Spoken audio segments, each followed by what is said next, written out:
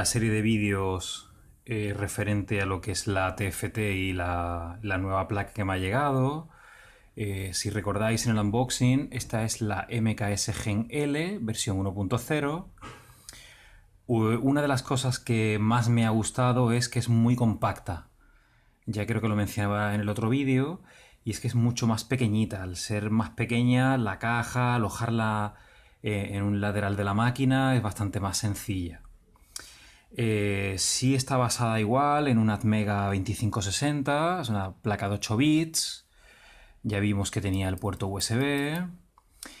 Sí es interesante cuando a la hora de conectarla para descargarle el firmware Marlin, sí me he dado cuenta de que este chip es el CH340 famoso que montan las placas chinas, y si no me funcionaba, cuando he intentado conectarla no funcionaba porque no reconocía la placa. Si os da en Marlin ese tipo de error, os da ese error de que no encuentra la placa, no está disponible el puerto de comunicación.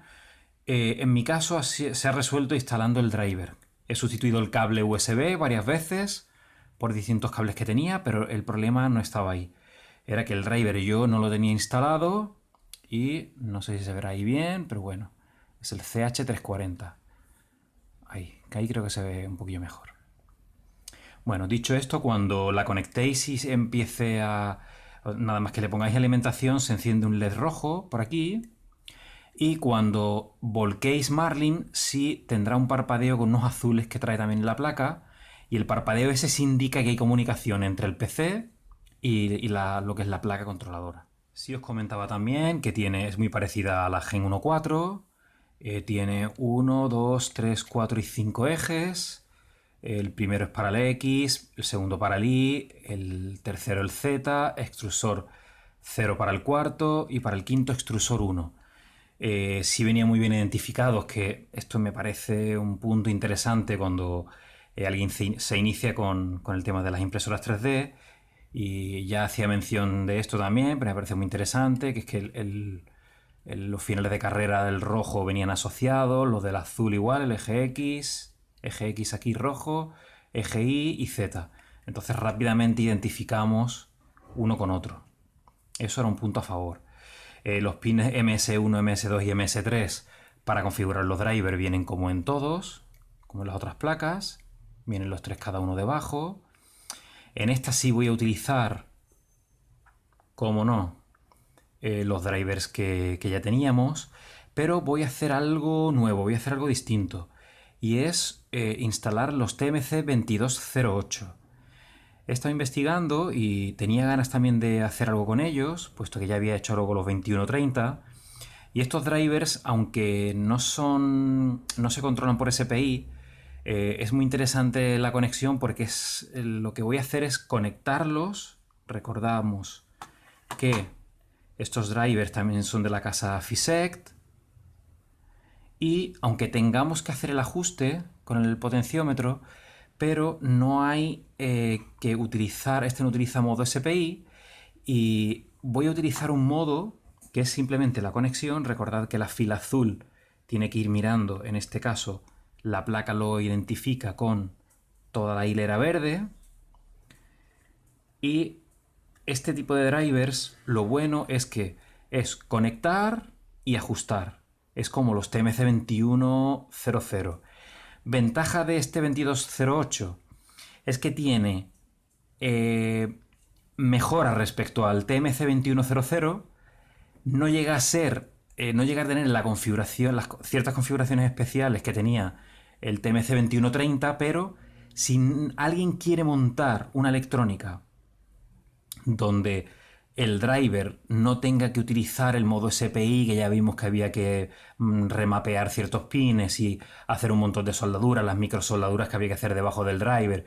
Si alguien no se quiere complicar, esta es una opción muy interesante, puesto que este driver actúa igual de silenciosos que toda la gama de los TMC, pero han mejorado el torque en el modo al Chop 2. Y sí utilizaríamos los finales de carrera en nuestra electrónica y no utilizaríamos ciertas cosas que sí tenía el 2130. Pero ya digo, todo no se puede tener, esto es facilidad de conexión y A cambio, lo que sí que dejamos a un lado es ciertas opciones que tiene el 2130. Eh, Voy a hacer pruebas con ellos, voy a intentar ya montarla y hacer el ajuste del VREF. Ya recordaros que esto entre el torno a 0,85 voltios, 1 voltio, ahí estarían los drivers bastante bien, para que tampoco se calienten demasiado. Empezaré a hacer pruebas y os diré cómo va. Ya os digo que estos drivers ya explicaba también cuando me llegó el programador, se puede hacer o conectándolos directamente, como voy a hacer yo ahora, o si no, accediendo a la electrónica, al chip, a lo que son los registros internos, mediante un conversor USB serie. Sí he estado investigando por curiosidad el tipo de MOSFET que trae, en este caso, la MKS Gen L, y estos que hay aquí, que son los tres iguales, son los que se utilizan para lo que son los extrusores, y hay otro que utiliza, hay uno que es distinto, que es este de aquí, que este es el que se utiliza en lo que es la cama caliente. Veis que aquí pone bed, aquí se muestra mejor. Este es el conector de cama caliente. Pues este de bed va con este MOSFET. Este MOSFET es distinto a los tres que hay a continuación. Estos tres, ya os he dicho que uno va para cada uno de los extrusores, extrusor 0 y el 1. El tercero me imagino que será para alimentación o para alguna otra cosa, pero lo importante es que viendo el datasheet del fabricante, este MOSFET, aunque es muy pequeñito, es capaz de soportar 120 amperios, con lo cual cuando nosotros conectemos aquí nuestra cama caliente, ya en teoría está preparado este MOSFET para que soporte esa cantidad de amperios. El resto, estos tres pequeñitos, también soportan, no llegan a ser tanto, no llegan a ser los 120, pero creo que rondaban los 70 o por ahí. Concretamente estos son... perdón, que la cámara se mueve. Concretamente estos pueden mantener un amperaje de 85 amperios. Fijaos que con este tipo de encapsulado, que es súper pequeño, son capaces de soportar un amperaje tan grande. Lo que ocurre es que en lo que serían los extrusores no habría problema, porque realmente lo interesante es que tanto la MKS Gen 1.4 como esta, como la 1.0, los MOSFET, al no tener un disipador en la parte superior, utilizan lo que es la parte de la PCB. Si os fijáis, esta parte de aquí, el MOSFET está tocando esta parte, que si le damos la vuelta, también es un tipo pad aquí detrás, y aquí es donde disipan la potencia. ¿Qué ocurre? Si lo pensamos bien, ¿por qué sobre todo ponemos el MOSFET y es imprescindible ponerlo en la cama caliente? Pues porque la cama caliente va a tener un consumo, no va a ser los 120 amperios, pero sí va a tener un consumo bastante alto. Con que tengamos 15, 12 amperios ya es bastante alto para que lo disipe el MOSFET. Y aunque esté en teoría preparado, toda esa corriente la tiene que soportar un dispositivo tan pequeño como es un MOSFET de montaje superficial como este. Entonces, si recordáis, el MOSFET grande es este tipo así, que yo lo tengo en su caja. Claro, cuando vemos el tamaño nada más que del disipador, lo que es el MOSFET tiene un encapsulado así de grande. Si comparamos el tamaño de ese a este de aquí, cuando estemos trabajando mucho tiempo con la máquina, nos puede dar problemas de temperatura. Entonces, para evitar eso, es interesante, en vez de utilizar, o sea, que la corriente pase por el MOSFET, lo sufra el propio MOSFET, por eso utilizamos un MOSFET de potencia. Diferencias que encuentro entre esta controladora y otras que he visto en el mercado. Pues principalmente la funcionalidad que tiene, o sea, la cantidad de cosas que podemos conectar, como los motores paso a paso, la electrónica, los finales de carrera, pantalla normal, el AUX 1, si recordáis, en el vídeo anterior ya hacía yo una conexión con el TFT,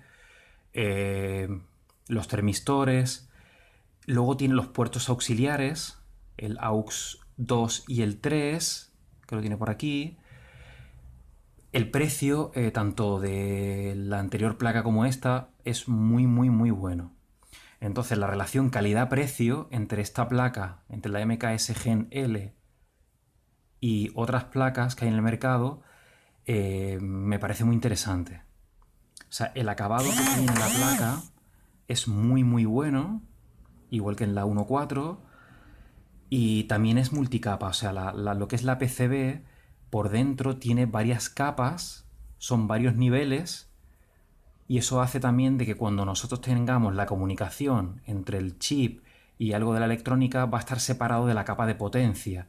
Eso va a hacer que cuando disipemos estas pistas están en otra capa distinta a la que por ejemplo utilizamos en la electrónica.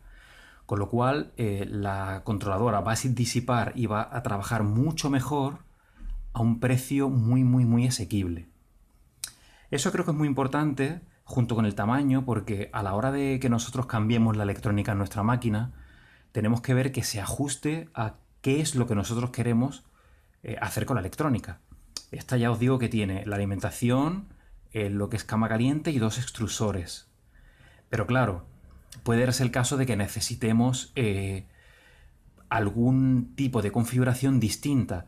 La mayoría de las impresoras cartesianas utilizan este tipo de electrónica.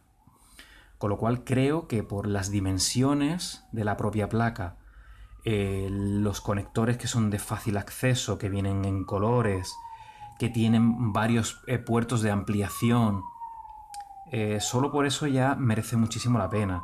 Y además, todo lo que es MakerBase, todo lo que es lo que es de esta casa, gracias a Fistech, que lo puedo estar haciendo en estos vídeos, si veis, ya hemos visto que no solo es la electrónica, sino es el TFT que se puede conectar y que facilita mucho el manejo. Ya os había mostrado también en el otro vídeo el PWC, que es el control de alimentación, el módulo de vigilancia junto al UPS, el módulo Wi-Fi que se puede conectar en el TFT. O sea, todo lo relacionado a MakerBase nos da mucho juego a la hora de utilizarlo en nuestra máquina. Lo importante es la documentación que hay sobre la placa. En esta especialmente me ha gustado mucho porque si nos vamos a internet podemos encontrar esto, que es el diagrama de pines, y aquí podemos ver, está muy bien documentado para qué sirve cada cosa. Y lo más importante, que nos define qué puerto es el que utiliza. Entonces, en el caso de alimentación no, aquí son 12-24 voltios, pero en el caso de la cama ya nos dice que es el D8. En el caso del extrusor, D10, D7, dependiendo del extrusor que sea. El del ventilador, D9. Más cosas que tenemos por aquí, pues nos define todos los pines del puerto AUX 1 y el AUX 2. Que haya 5 voltios, que haya GND, el D2, D1, los que no van conectados a nada. En el caso del AUX 2 también nos dice el puerto, cada pin que es, GND 5 voltios, D63, D53, D40.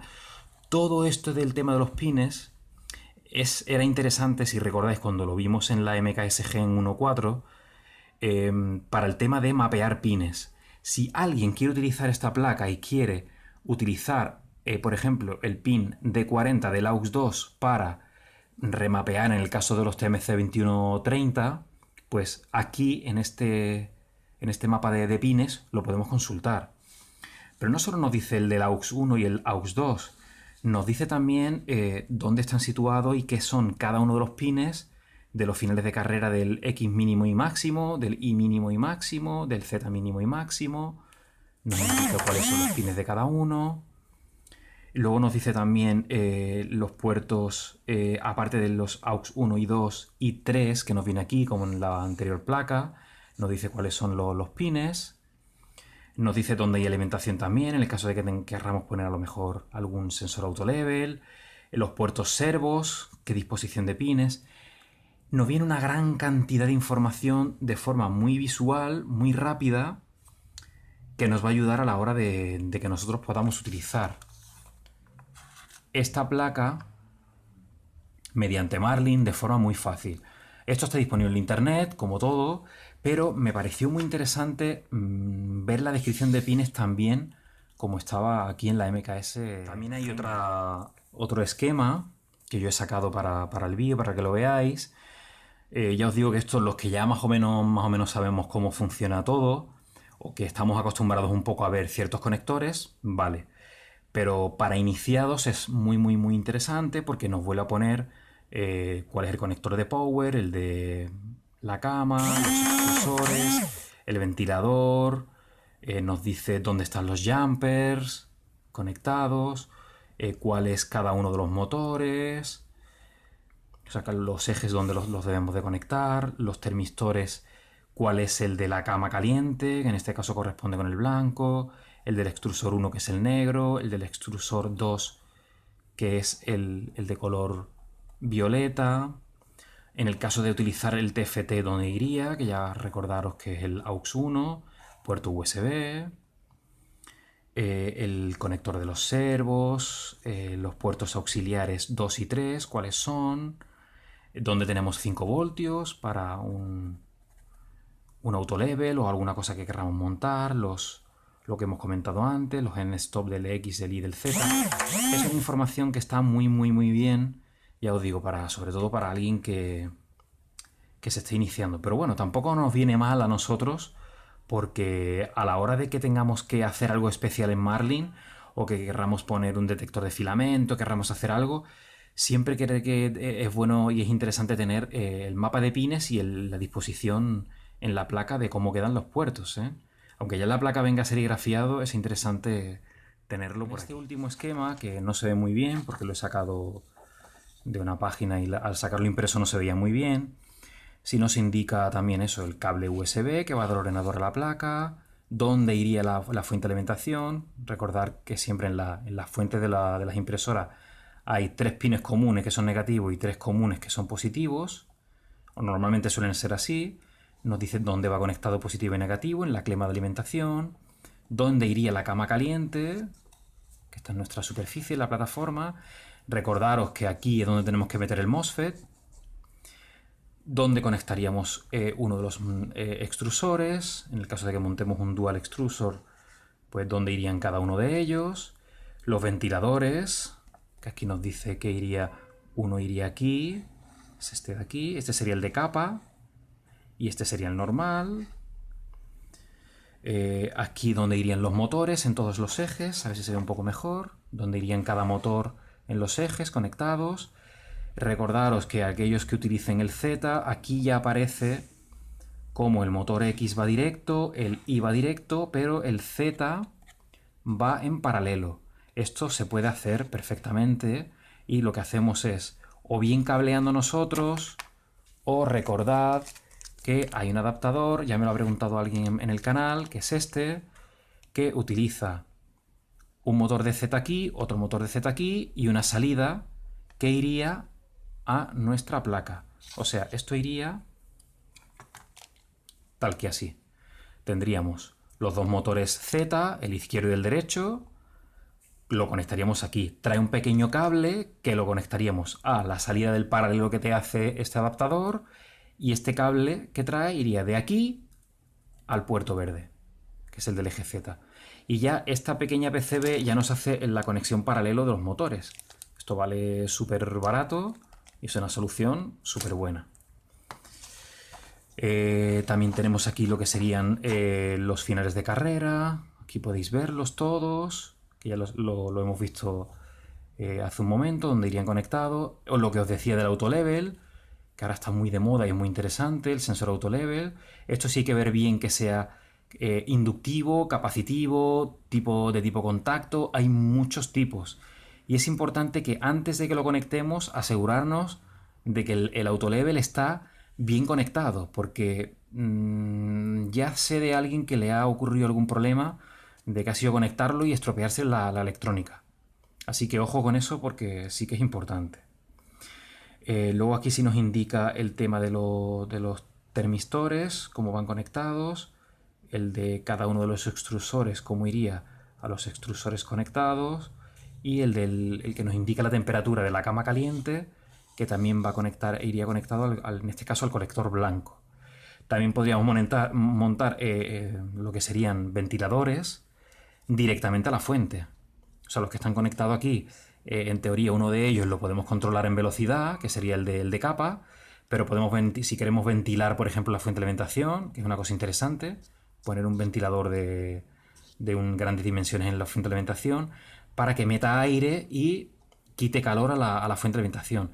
Este tipo de cosas, sobre todo por seguridad y ahora que llega el verano, es interesante que tengamos bien configurado y bien ventilado nuestra electrónica. En el caso de los TMC, recordad que estos se calientan bastante más que los normales y que si vamos a tener que ponerle una ventilación forzada, sí o sí, aunque esto lo pongamos a un voltaje bastante bueno, lo va a necesitar. Y esto es lo que os comentaba de los MOSFET. Yo me he bajado los datasheets y estas son las características del MOSFET. Si os fijáis, es capaz de gobernar hasta 85 amperios, estos tres que vienen primero en la placa. Deciros que este valor de aquí, bueno, este sí es importante porque es el amperaje máximo que nos va a soportar, pero esta RDS-ON, mientras más pequeña sea, de mayor calidad es el componente. En este caso está muy bien. Este tipo de encapsulado, para los que os interese, se llama TO252, es montaje superficial, SMD, y el tipo de transistor es un MOSFET. Es un MOSFET, como veis aquí el símbolo. Esto es la puerta, este es el drenador y este es el surtidor. Por dentro cada MOSFET lleva un diodo de protección, que esto es para evitar problemas eléctricos. Lleva una protección aquí entre el drenador y el surtidor. Y aquí en el datasheet yo sí había resaltado pues el voltaje que soportan, 30 voltios, y de forma continua, si os fijáis aquí dice que de forma continua sí puede dar 85 amperios. También esto es viéndolo con una temperatura ambiente de 25 grados. Si nuestra máquina está mal ventilada o hace bastante calor en la habitación o la tenemos metida, lo que es la máquina, nuestra impresora, en una caja cubierta y tal, y la temperatura es un poco más elevada, por eso os digo que siempre hay que tener un margen de seguridad con el tema de este tipo de valores. Este sería el datasheet del que os decía que es el único que viene distinto en la placa. Igual, sigue siendo un MOSFET, puerta, drenador, surtidor, con su diodo de protección.